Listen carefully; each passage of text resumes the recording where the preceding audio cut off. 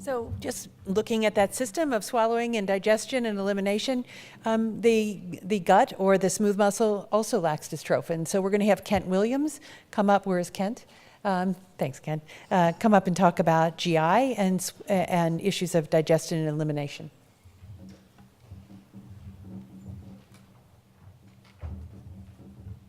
Thank you. I'm very honored to be always invited to this conference, and I have to tell you, every time I come, I learn so much about my own system. I mean, swallowing and eating is supposed to be part of the nutrition system, and thank you, Dr. Varun. I think you've taught me a lot already in this meeting, and I think I shall include lots of references to you in the future.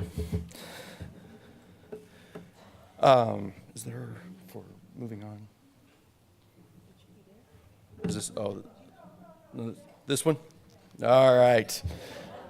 It's new for me. They're getting all fancy this year with streaming and everything. So, trying to treat have an old dog and learn new tricks here. All right. The objectives of the talk that I'm going to give is going over the current GI recommendations for screening kids with Duchenne's and young men. Kind of highlight what is known and what is not known.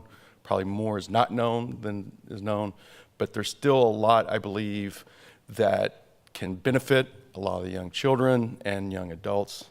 And then at the end of my talk, I'm going to be giving a case presentation that will kind of highlight the need for the screening and the benefits of the treatments and therapies that we have available. So the current recommendations come from a panel, a wide expert opinion and experience that is sponsored by the U.S. Centers of Disease Control and Prevention and various advocacy organizations, including PPMD.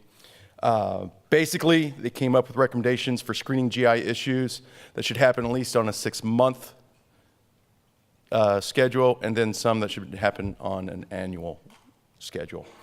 Recommendation 6 months is for sure to monitor weight and height. Kids with Duchenne's gain weight and grow differently regardless of the use of steroids and the medications. They tend to actually gain weight without the use of steroids. They have their own growth chart actually, but it's not really used very often. I think the high point here though, is the main point is that we really need to be monitoring every time weight and height to monitor the growth. Because as a parent myself of children, from day to day you just don't see changes. I took my oldest son recently for a sick visit and found out, according to the criteria of the growth and chart, he's malnourished. And he's a really skinny guy. But I didn't even know it seeing myself until I saw it on a growth chart and looked at his records. So it's very valuable to have a recurring record of weight and height. I think it's very important to be able to meet with a registered dietitian, not a physician. For diet, unless the physician is researching and only teaching you nutrition. The best people in the clinic to tell you whether you have a good diet, you're meeting your goals for minerals and calories, is going to be a nutritionist or dietitian. I really encourage you to get hooked up with someone like that. Here's a typical chart. This, I think, kind of highlights what we know and what we don't know. We know we need to follow it, but what we don't know is what is really a good weight for a child. How much calories do they actually need? Because as you get older, as in this young man, around 14 to 16, when he started to become wheelchair dependent, he's losing a lot of muscle mass. So a lot of our growth charts are dependent upon muscle mass. A lot of our recommendations for nutrition is dependent upon muscle mass. So we don't know exactly, but in this young man, as you can tell, he was definitely falling behind. He was way off the chart. He was up and down in his weight and was not getting enough calories. This was someone who was very flagged when they came to our clinic of we needed to be very aggressive in his nutritional therapy. The other recommendations are going to be more on the function of the gastrointestinal system. I'm embarrassed to even talk about swallowing right now after that last talk. But it just highlights, I think, what we know and what we don't know. We know, I would have just gone on about how kids eventually have problems with the masseter and have problems with endurance, but I'm not going to go down that road now that we know that there's differences. There's differences that are not necessarily associated with changes in the muscle. There are differences in the structure. As we also know that there are changes in behaviors and in the neurological makeup of these kids too, because a lot of these kids will have sensory issues. I got asked to be part of the neuromuscular clinic because I have a lot of expertise in working in kids with behavioral and developmental issues, particularly autistic children. I had no idea when I started that a lot of kids with Duchenne's have autistic-like behaviors and things. So a lot of the things need to be screening early on before you get to the point of losing of muscle function and things, and swallowing is one of them, and what kids will take. Screens for reflux. Again, this could be related to the changes in the muscle maybe, but the other thing is when kids are on medications that make them gain weight and they're overweight, that puts them at risk. And then there are other things that will also exacerbate reflux, such as constipation and things. So finding out what's really causing the reflux. Screening for gastroparesis. That's kind of easy to do. Gastroparesis just basically means paralysis of the stomach, but it's a continuum. And again, we know that in kids that that'll show some data that there seems to be some impairment associated in Duchenne's. And then screen for constipation. A lot of you may already know me. I'm known as kind of the poop doctor. Fortunately, when they scheduled me this time, I think they listened to me in the last 3 or 4 years I've been here. They didn't schedule me right after lunch. So count your blessings. Warning, we will be showing images of poop. The other for annual will be vitamin D and calcium. I think this is known for people because of all the bone issues in kids, particularly on those who are on steroids and things. But there's a lot of data out there that vitamin D is very important for immune and healing process. We check vitamin D all the time and are very aggressive in treating vitamin D in other GI disorders, inflammatory bowel disease, celiac disease, anything. And this is very important, I think, in our culture. I think having this beautiful conference here in Arizona in June highlights what is a lot of the problem with vitamin D. We got the biggest source of vitamin D production outside, but we don't go and see it, especially when it's 107 degrees. And then, of course, the intake of calcium. Again, a dietitian. Get together with a dietitian for the minerals and vitamins. So dystrophin, we know that it's in skeletal muscle. We know that it can affect your swallowing and things, and now we know the differences in the structure. And we do know that it's also in smooth muscle. Once you get past the mouth, once you get down into the middle part of the esophagus, smooth muscle starts taking over. And then the rest of the stomach, intestines, and particularly the colon, smooth muscle takes over. However, what's interesting to me is a lot of the things that we see don't necessarily are associated with loss of smooth muscle activity. It probably is worse in kids with Duchenne's. And I'm going to go over some of the evidence for and against of what we know about how problems with dystrophin may be affecting the smooth muscle activity here. So again, routine screens for swallowing needs to be, now I'm even more convinced it needs to be done at a very early age to be able to try to find out if kids are taking inadequate nutrition and calories. There are specific questions that need to be asked, not just are you eating well or is everything going well. There actually is a survey that has been validated for use, but it's kind of a little bit cumbersome. You mark on a line and someone has to measure the line, so not a lot of places use it. But if there's any questions or concerns, get a good speech therapist. Get a good speech therapist. It wouldn't hurt to, give the information that there are changes in the structures and that you want to have a speech therapy evaluation if you feel like there are issues going on. They are the ones that will look at the mechanics. And if there's any questions beyond that, of whether there's choking and any possibility of problems of aspiration or mechanics that we can't see from the outside, you get a video swallow study where a kid will be given something to eat or swallow and watched with x-ray. Another approach is if you go to an ears, nose, throat specialist, sometimes they actually do a very small little camera through the nose and they can actually visualize how things are working in the back and around the larynx. And it's called a fiber optic endoscopic evaluation of swallowing or fees. Again, problems with swallowing. There are 2 types that we particularly need to be screening for. What we've been talking about up until just now is all the oral pharyngeal. Are you tired with chewing, reduced endurance, starting to eat a lot more softer foods or less calorie-dense foods, choking when swallowing, any changes in weight, the weight gain or weight loss, those can all be signs of problems with the swallowing.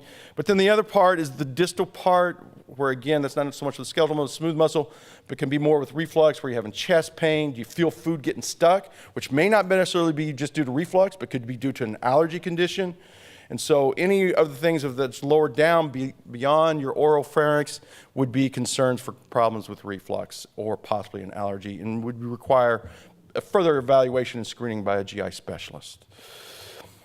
Reports of gastroparesis are common in kids with Duchenne's as they get older. Basically, again, this is the stomach just kind of starts shutting down, paralysis. It can happen with viral illnesses and be exacerbated and take long recovery. And that's easy to kind of diagnose, hard to treat. But what we know too is that there are progressive changes in kids with Duchenne's. There was a good study done that even before you start having symptoms of feeling bloated or feeling full quickly, that there are changes in the function and the accommodation of the stomach. And what I mean by that is the stomach, there are changes in how the stomach electrical patterns and muscle work, but there's also changes in how the balloon of the stomach, which is supposed to stretch and act like a balloon and hold food, that becomes less accommodating over time too. So there are very small changes. So again, being screened early on for questions of whether you're having bloating and whether there's any changes in how much food you can eat and those things. Range of symptoms from vomiting to feeling full quickly, like I said, bloated, decreased appetite. The funny thing about this though, this doesn't mean your stomach is actually having a problem. This could actually be all the early signs of severe constipation also. So again, getting with a specialist to try to tease these things out. If you're looking at the function of the stomach, there is one standard way that's being used primarily right now. It's called a nuclear medicine scan, where you eat something that's given a radioisotope. You get a scan looking at how well the radioisotope food empties out of the stomach into the rest of the system. However, I am a member of a gastroparesis consortium of pediatrics that includes Nationwide Children's, Texas Children's, and Boston. And what we're looking at in the future is actually coming up with breath tests that are a lot easier to perform. Basically, again, you eat a food that's labeled with something, labeled with the carbon though, in the food. And what happens then as your body digests it, that carbon is released in the air into your breath. And what we do is you eat something and we take breath tests we have you breathe into a tube every 30 minutes for 3 hours, and we can study gastric function that way. It can be done in the office, don't have to make special appointments. That is something I see probably coming down the pike in the next probably 2 to 5 years. That will be more common and easier to do. The other thing to caveat about that, all the standards right now for gastric emptying are based upon adults. And some of our early studies right now would indicate that in children particularly, that they have a different rate of emptying than the older ones. But regardless, if you have really severe emptying, things need to be evaluated. And for sure, when we're talking about nutrition and possibly doing tube feeds and supplement, the stomach needs to be studied. The last thing I'd ever want to happen to a kid is the stomach's not functioning well and someone does a surgery to put a permanent G-tube in and the stomach's not working.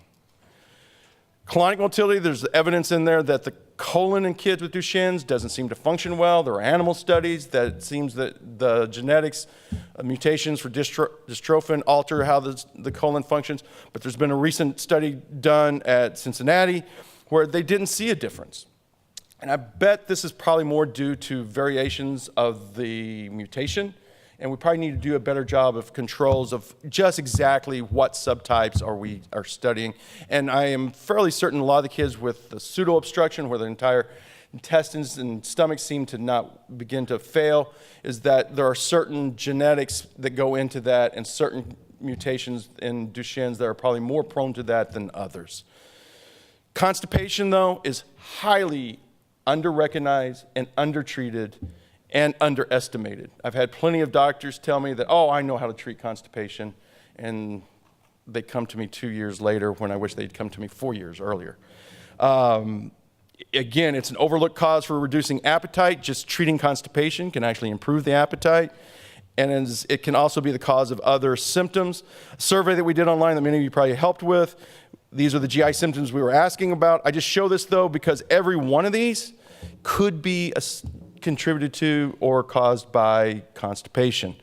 A study again done in Cincinnati showed that is underreported and undertreated. They did 120 young males and found that half of them approximately met the criteria for constipation. Of that half, let's say 60 out of that 120 that met the definition for constipation, less than half were being treated. Good majority of them probably were not even recognized, but there is also a resistance or a concern of treating, because if you're in a wheelchair and I start treating you for constipation, it means you're going to be pooping more, and that gets into a quality of life issue. And there's something I'll be presenting a little bit later that we did for a young man that seems to have really helped with his quality of life in that regard. Again, unrecognized, so here we go. Poop pictures. The criteria for diagnosing constipation, one is the consistency. You got to ask not just, anytime I ask a kid who's constipated, what's your poop look like, they'll just say normal. Got to be more specific. Is it hard little balls? Is it little balls or lumpy bumpy? This Bristol stool chart is a validated chart for actually diagnosing constipation. As you can see in the top two, the type 1s and type 2s, the little balls are big, lumpy, bumpy. That is automatically a diagnosis of constipation. I know. But again, like I said, at least it's not after lunch. Size, everyone likes this too. And these two questions are very good at trying to find out if someone's constipated. Has your child ever passed anything that just amazes you? Has your child given birth? Actually, part of the diagnosis for constipation actually includes the question, does your child clog the toilet? If so, automatic constipation. Again, I haven't said anything about how many times you go. You can go 3, 4, 6 times a day and be severely constipated. Effort and pain. Does it hurt when the stool comes out? Are you straining? You're turning red in the face? How long are you staying in the bathroom? Continence. Stool accidents. Stool accidents is a little bit easy for people to understand. No, he's not having accidents, but you got to be specific. Do you see streaks of stool in the underwear? And this is for us, particularly the 6, 7-year-olds that have just been recently toilet trained. Everybody will say, oh yeah, but he just doesn't wipe well. We keep getting on to him about it. Actually, those little streaks are highly associated with severe constipation. Frequency, the last thing, greater than 4 days. But again, it's probably the least associated with the diagnosis. The study that was done looking at constipation in kids and young adults with Duchenne's, the size of the stool was actually the most consistently one for being able to identify those who had constipation. So let's start with the clinical case. 14-year-old with Duchenne's muscular dystrophy came to see me, not in the neuromuscular clinic, but in another one of my other clinics at age 14. He was wheelchair dependent at the time. He was very functional, had very little cardiac and respiratory issues at the time, and he was eating well by mouth. He actually had good coordination, was able to feed himself. But parents reported to me he's had issues with constipation all his life. This illustrates a point that was actually found in the study done on constipation in kids with Duchenne's. There was no association with age. The reason being, I think, is, again, coming to this conference, I was sitting at another meeting where you find out that there are behavioral issues associated. The behavior issues of autism, OCD, anxiety, ADHD, and behavioral disorders are highly associated with constipation. So if you have any anxiety issues, you have sensory issues, you have ADHD behaviors, autistic-like behaviors, you're at a high risk of having significant constipation, regardless of what your muscle activity is. This child was diagnosed with autism at age 4, and it's not uncommon for me, in my autistic clinic, for the parents to tell me way before my child was ever diagnosed with autism, we had GI issues. Miralax, he was only taking it as needed. When he was on Miralax daily, it was hard for him to regulate. He was having bowel issues. and just could not stand to be on it every day. Caveat, Miralax and a lot of things are what we call stool softeners. There are another class which comes Synacot and Docalax. They're stimulants. He had never been on one. The stimulants, I think, may be a better use in some of the kids with Duchenne's because it stimulates the muscle, and if you have muscle issues, it may help with that. He had no upper GI symptoms, no problem with swelling. He was maintaining his weight at this time, and his bowel patterns was every 10 to 14 days. Firm, large stools. He was actually starting to have some blood because the stools were so large. He was straining, and he was starting to have bowel problems for the 2 weeks. He'd been having very infrequent stools for a long time, but it was fitting into his quality of life. They only started really coming to me when he couldn't control it. I get an x-ray, it shows a large amount of stool. We do a bowel clean out, start him on an aggressive daily regimen, and I never hear from him. Until 2 years later, I was called by the neuromuscular clinic to come see a patient who was having problems with his weight and nutrition. And lo and behold, it was the same young man. At that time, he was starting to be significantly malnourished. He was starting to have respiratory problems, cardiac problems. The reason they did not come back to me, they didn't like the results, that he was having to go more often. And once we got him cleaned out, he seemed to be a little bit better. This is a picture of him being a little bit better. I don't have a pointer, but that big thing in the middle shouldn't be there. That's not a baby, that's not an alien, that is one large ball of stool, and outside of that is even more stool. Probably approximately 3/4 of his stomach was filled up with stool. So he has two issues now, nutrition and the function of the colon. And because of his nutrition, I feel like in him, he started having worsening things. He was having worsening scoliosis and muscle problems. He was having worsening respiratory problems, and he was having worsening cardiac problems. And now we have to worry about the loss of the function of the colon. Now, interestingly, in the workup for this, we evaluated his swallow function. He was still able to eat well and do well, wasn't having any choking problems, but he didn't have a lot of energy. Needless to say, he was, because one is he was just starting to lose a lot of energy because he wasn't able to get enough calories in. He was starting to have a hard time feeding himself and was starting to be dependent on someone else feeding him. That is a big indicator. No one eats enough when someone else is feeding them, in my book. We did a gastric emptying study. We did an upper GI to evaluate the anatomy, just to make sure there weren't any obstructions anywhere.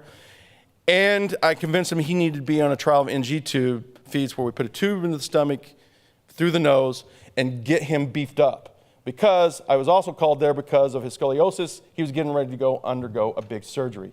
If he undergoes a big surgery while he's malnourished, the risk of complications and the risk of death from a surgery goes up significantly. And along, not meaning on the risk of what goes on with Duchenne's.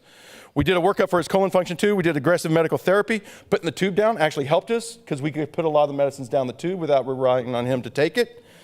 And he failed, and we moved on to what we call colonic manometry, which would happen after he did his surgery. This is him after the surgery for his spine. Those big rods in the middle are from his spinal surgery. The wire with the little balls on that is a colonic manometry that's placed during a colonoscopy.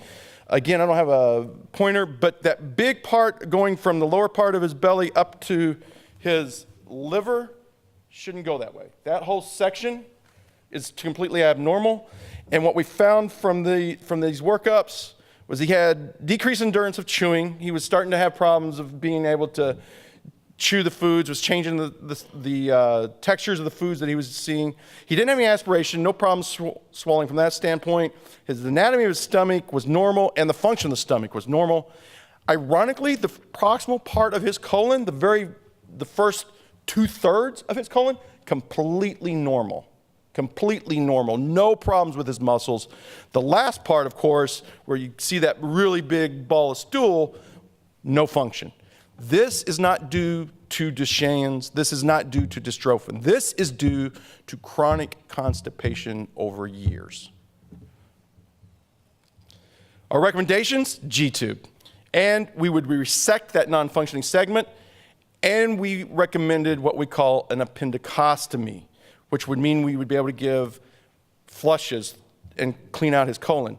Now, an appendicostomy, basically what you do is you take the appendix, bring it up to the belly button, and it's basically you put another tube in, and you flush it every day. You flush it on a daily basis, and you clean out the colon.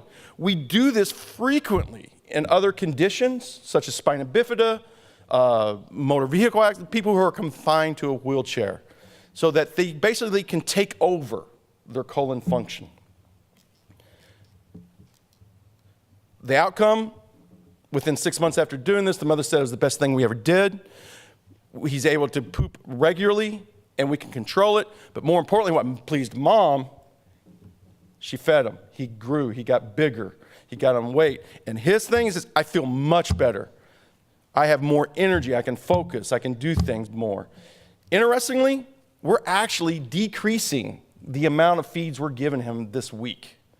He was on 3 cans of Pediasure in addition to what he was taking by mouth. He has done so well and gotten so much energy back, we're actually able to decrease. Now, I don't think he's going to be able to completely get off supplemental feeds, don't get me wrong, but it just shows you that the use of a G-tube in feeding, no one should be scared that someone's going to take away your ability to feed. They're not going to take away that time at the table with the family. But it can be very beneficial keeping someone on track. Malnutrition will lead to muscle loss, even in a non-Duchenne's patient. And once you lose muscle, you don't get it back. So the importance of the GI screen, identify those with nutritional risk, prevent infection. This is, again, part of the nutrition, is if you are not taking in good nutrition, you are at a higher risk for infections, and again, loss of function. And the loss of function is just not only the loss of function due to the dystrophin loss, but it's due to malnutrition also. Thank you.